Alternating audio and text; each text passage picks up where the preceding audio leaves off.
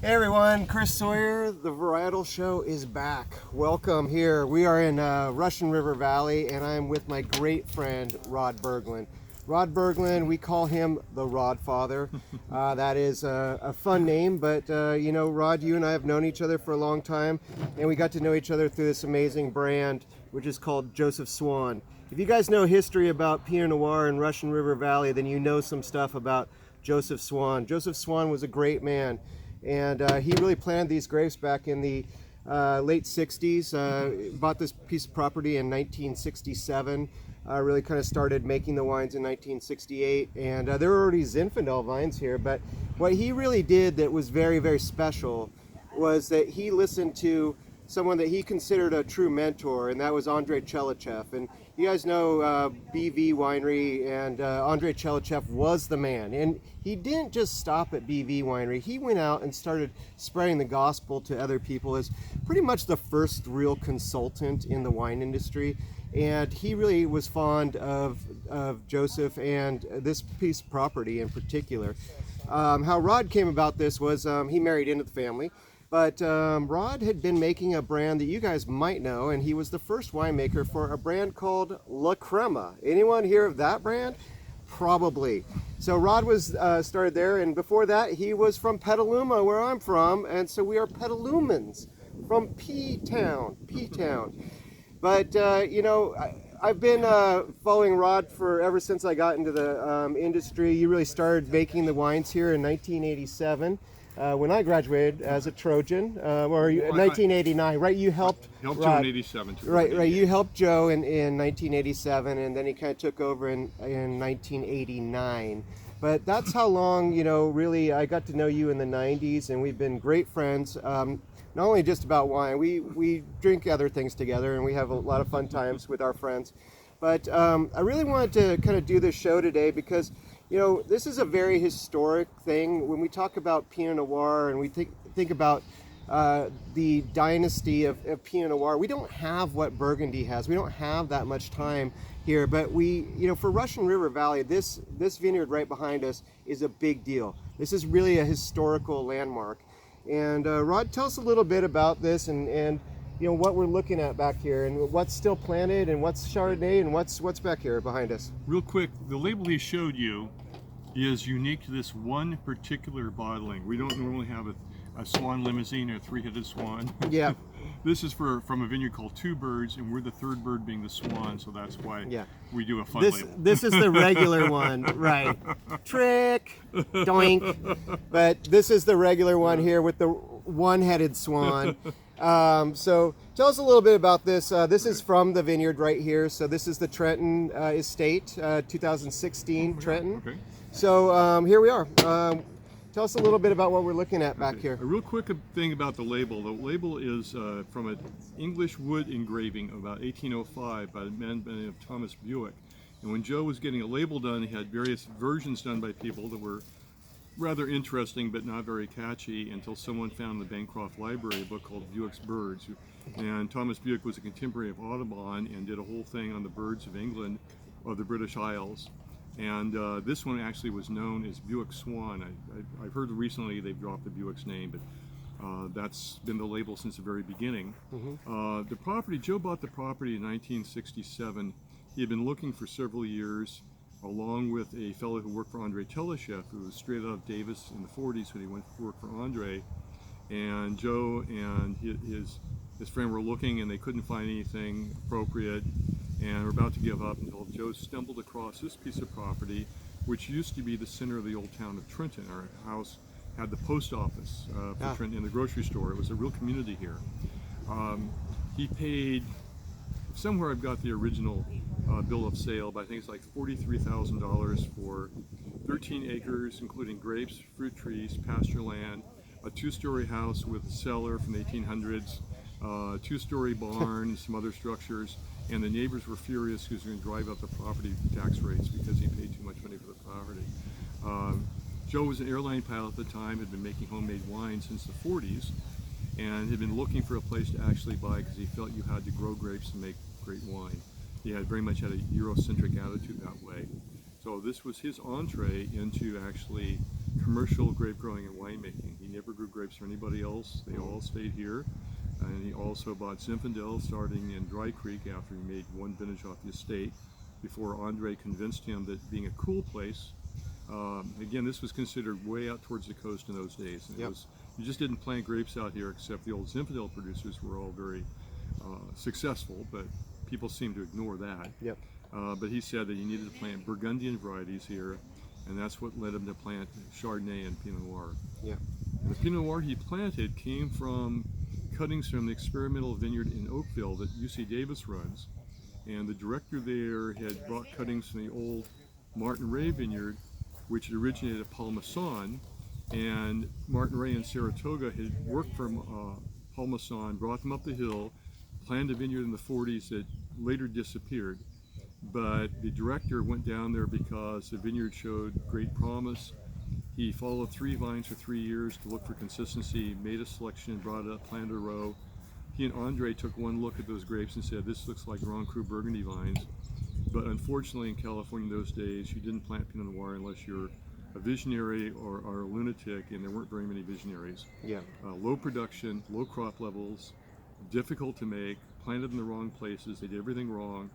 But Joe and Andre decided it needed to be planted here, so they got the cuttings, and it was later named via an experimental vineyard in Carneros by Francis Mahoney, who started Carneros Creek Winery. He's the one who attached the name Swan Clone to it. So our original vines here are all planted what's now known as the Swan Clone of Pinot Noir. So you hear about the Swan Clone in a lot of places. I mean, it's grown up and down the coast of California, and definitely a little bit in Oregon too. You'll find a little bit up there, but it's all because of this property and how it took to its being its own self. I think the one thing about the clones of Pinot Noir is they really do, once they integrate into an area, they kind of pick up the charm of that area. They're kind of like chameleons, where they just kind of take on this little attitude a little bit, and also flavor profiles. And the Swan Clone has become one of the biggest ones of California. I mean, there's Calera, there's a little Pizzoni if you can find some, but really California, especially Northern California parts, a lot of Swan up here. And the ones before that were the Pomard and the Martini clones,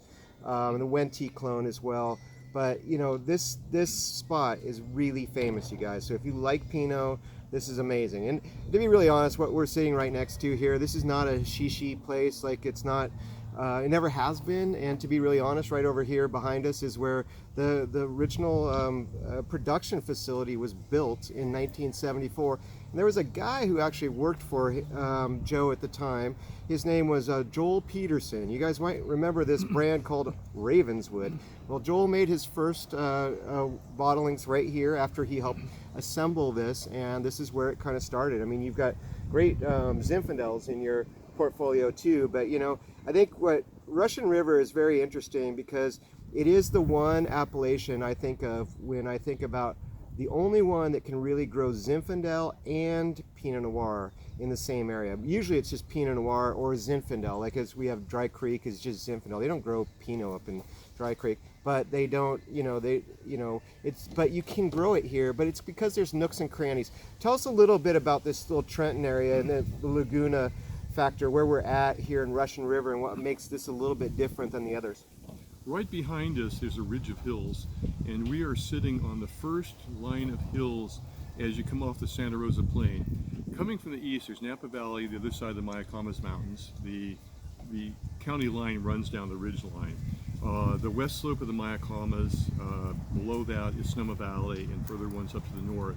And coming across the plain, the easternmost escarpment of the coastal hills are the area we call Laguna Ridge. The Laguna de Santa Rosa was right below us. It was a series of freshwater lakes until the ancient alluvial dam on Mark West Creek got dynamited by a farmer, and they drained it for farmland. But it was marshy and stuff. When we put the train across in the 1880s, it took them something like 10 or 12 years to lay it up bed to make it solid enough to have a train just go the few miles from Santa Rosa area out here. So it's very marshy and wet. But once you hit the hills, it rises up. We have very shallow, well-drained soils that are derived from an ancient sea that was here until about 3 to 5 million years ago. And the climatic conditions here are interesting.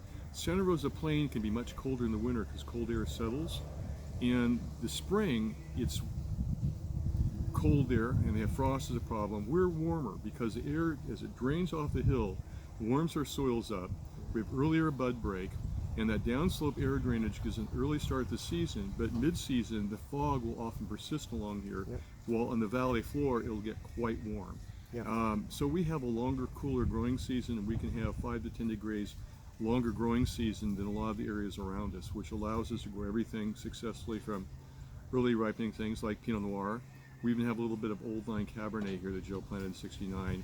But some years it's very late ripening, but it's never had that green climate character. And that's because the growing season is so extraordinarily long. Yeah. Well, we also have Chardonnay right here, so I wanted to show you guys this Chardonnay. And so you can kind of get a little look-see here. This is actually from a little zone that's a little bit far. It's not really close to us, but I mean, it's, as the crow flies, it's a few miles that way from the Ritchie Vineyard. And this is Kent the Younger.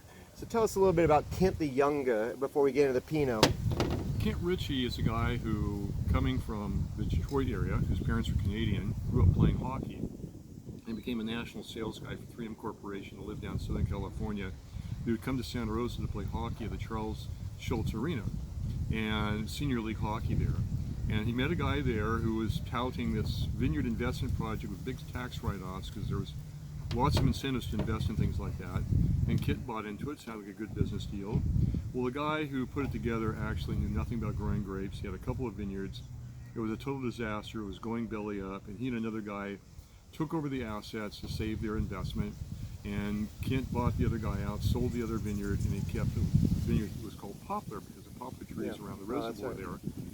And he grew grapes for essentially bulk wine. He laughed at me for leaf pulling and shoot thinning and drought cropping crop because he sold the grapes every year. He made plenty of money, did minimal farming, until we had a very bad vintage with early rains and things turned to snot, literally, in the vineyard. Snot. And you heard it. The next year I was over, went by the vineyard, and that guy's pulling leaves. And I said, "Ken, what are you doing?" He goes, "That's not going to happen again." And he had a winemaker from Napa Valley, thought it was a special spot, and asked him to make a little wine, see what you do with it. And it turned out to be phenomenal. And Kent, being a smart guy, I figured, there's potential in here. So he started growing better grapes, doing a great job of farming, and he sold parcels to different wineries, but rather than the per ton basis most people sold by, he sold by the row. So everybody had their dedicated rows. They couldn't complain about somebody getting their grapes or something being done wrong. There were their rows, they had their names on the rows. And over time, though, he thought, this was old vine spacing, 6 by 12, wide between the rows, because that's what tractors work with. And he said, all of that ground and sunlight going to waste, I could plant another row down the middle. But if I did, there's only 6 feet, and I'd have to get smaller tractors. That costs too much money. So he came up with a unique idea of 3 feet off of a vine row, he'd plant another row, because they would strip spray between the vines down in the rows, so they wouldn't have weed growth, but they could run a tractor through. But they had old vines next to young vines, and his solution was he would sell them separately. So he offered me, in addition to some old vine fruit, some younger vine fruit, the last he planted, steepest, most terraced, most difficult area of the vineyard, but he thought it would be potentially some of the best fruit in the vineyard. The agreement was the first year we wouldn't label this Ritchie because with $70 bottles of wine coming out the vineyard, the name carries a lot of weight and you didn't want to dilute it. And I was fully in agreement with that. And the way we pick our Pinot Noir here in the vineyard, I have vines I replanted in the mid-90s, and I've always called them JV or Jean Vine for French for young vines versus VA Vine or VV for the old vines, just to keep track of the barrels. And I was going to do it with his, and I thought, no, I don't want to do the same thing with him. His first name is Kent, so I'll call him Kent the Elder and Kent the Younger.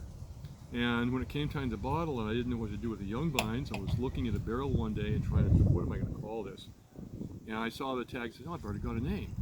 Well, Kent thought it was a riff on the local brewing company, Russian River Brewing Company, that has Pliny the Elder and Pliny the Younger, and it had not even entered my thought process at the time. Yep, that's what I thought about right away. But I kind of like the wine, and the younger vines were different than the older vines, partially because less developed root systems and things.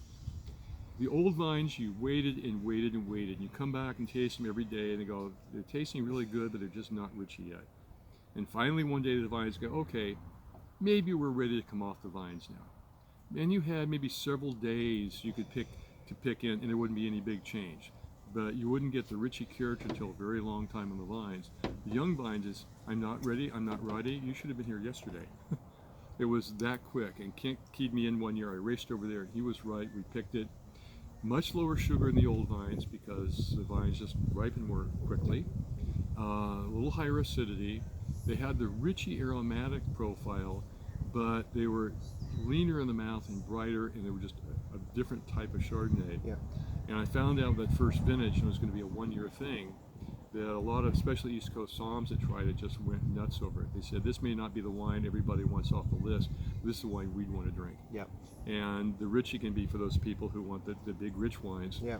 So we just kept the tradition up and bottled them separately every year because unlike some wines are carved out of vineyards, these were distinctive enough to justify a separate bottle. Yeah, and it really reminds me a lot of something that I always get off this vineyard too, and that's the pomelo, which is a kind of, it's a cross between a lemon and a grapefruit, and it really has that great acidity and brightness, and I mean it's fantastic in the mouth. And I mean, you're right, the richy, the designate that you do has a lot more richness, and it's something you would do with the bisque, and this one would be the citrusy salad or Vietnamese cuisine, and papaya salad, something like that would be so good with this. And it's fantastic, and it's just great because this is really also a thing about why Russian River is so great, is friendships and building these relationships.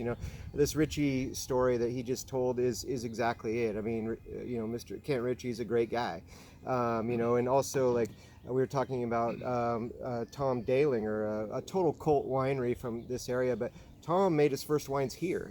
This is relationships that have been built up through the years, and the one that we showed earlier, that's Mark McWilliams, and you've got Arista Wines, and we're all good friends. I mean, I grew up in Russian River too when I was a kid, so this is a good friendship, and a lot of people know this winery, as we said, once again, because of the Pinot Noir. So here we go, right into this. This is a 2016 Pinot Noir from Trenton Estate, and right away on the nose, I mean, it's got not only the red fruit kind of characteristics and those kind of brambly things. That was it. Gotcha. Thank you. You got it. Those brambly characteristics, but also there's this essence of, there's the little mushroomy kind of things, there's the earth, there's the ground. I feel like I'm at the vineyard now, which I am, but it's one of those things that you really do get the sense of place, and I think that's really what's so special about these kinds of Pinot Noirs that you really find that have that sense of place. They are very susceptible to picking up these qualities of their surroundings. They're very different because they're very thin-skinned versus Cabernet, which is very thick-skinned. And thick skin can take a lot of abuse. It can take a lot of sun. This cannot take a lot of sun. It's warm here, but it's not hot, and this wind has already kicked in, and this is the afternoon. So tell us a little bit about this wine and just kind of the profile. How do you get these kinds of great fruit flavors out of here? It's all in the ground. Yeah. He alluded to the fact that grapes actually adopt a place, especially Pinot Noir. And we have a saying that's commonly shared among winemakers that sight trumps everything. Absolutely. You can't plant, if you plant the wrong thing, you plant the wrong thing. You can't, that has to be fixed. But once you plant something, you can't duplicate another spot because the site will take over. I used to go to Burgundy a lot. I was very fortunate back when it was $500 round trip, nonstop in San Francisco, and car rentals were almost free, and diesel was cheap, and I had places to stay for free, and I didn't have to eat Michelin-starred restaurants, so I found it was cheaper sometimes to go to Burgundy than stay here. I got to taste a lot of wine, and Joe Swan had gone there long before me and spent a lot of time, so a lot of people had bottles of his. And I heard this more than once, that if I ever bought a bottle from the estate over there, blinded, they would tell me it was from the estate because they could pick up the character of this place. And I thought that was the best, highest compliment you could have. Grape growing changed, winemaking philosophy changed. I changed things gradually from what Joe had done because we've all evolved, but that character of the vineyard always carried through. Some years in the very low production years, we're talking when it got down below 1.5 tons an acre, which was not far off of the average. sometimes they would get mint, and a lot of the vignerons in Burgundy were very sensitive to mint because it was sort of alien to them in wines. Not eucalyptus, but actually true mint. Other years we would get this mixture, this potpourri of red and black fruit, but the things I almost always got every year in and year out, was this hint of a forest floor after the first autumn rains. Yep. It's not total decay, but things are starting to change into that mode. And also, what I used to equate with barrels for years until I realized this vineyard had it, other vineyards I worked with did not, and that was an oriental wood spice character. Sometimes from some barrels you can get sort of a cinnamon clove spice array of things, but this vineyard, the fruit, even through old barrels, always carried a little bit of that as well. Yeah. And we have naturally great acidity here. We tend to ripen, no matter what the sugar level is, we tend to retain really great acidity along this ridge because the cool climate and the long growing season, we just retain acidity. And acidity to me is the lifeblood of all wines. Yeah. They say wines aged on tannin, and I disagree. Tannins may make you want to age the wine or need to, but without a perfectly balanced acidity, you're not going to have the brightness and freshness of the fruit and able to carry the wine for a long time. And I think that's one thing that's naturally inherent in here. Other vineyards, you can coax it out of them sometimes, or careful farming and picking practices. But along this ridge, on Laguna Ridge, we seem to see that as sort of the hallmark of the fruit along this ridge. Yeah. Well, that's great. Thank you, Rod. This has been a great thing. We're going to come back on the next show and talk a little bit about a few of the other wines that they're doing. But this is fantastic wine. This is Joseph Swan, an amazing brand, and you can find this across the nation and in great, wine shops. And our great friends at Skurnik sell this. They're such great people. They come to me, at the restaurant at Gravenstein Grill, and we do it. But it's just great being here with you, Rod. I appreciate this. I appreciate that we grew up together. We're Petalumans. We're also Russian River Valley people. This is Sonoma County, and this is very special stuff as far as the history of Pinot Noir and Chardonnay in California. Thanks for enjoying the show, and we'll be back with more of the Varietal Show. Cheers, you guys. Thank you, Mr. Sawyer. Cheers.